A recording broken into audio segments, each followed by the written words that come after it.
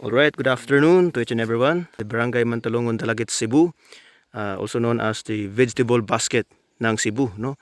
And here, Mr. Mabuting, Mito Deo Mabuting, practice the farm diversification, no? Not only cultivating cabbage but also sayute, green onion. We have here the green onion and bell pepper, and there are a lot of vegetables, no.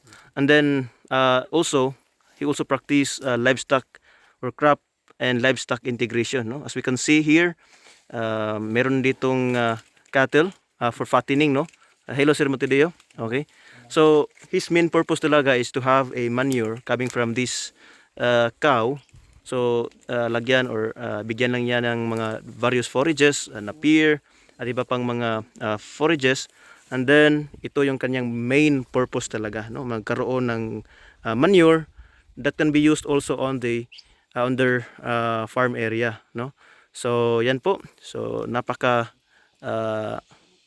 very good practice coming from our very own Mia villager Mito Deo Mabuting. Thank you very much and God bless po sa ating lahat.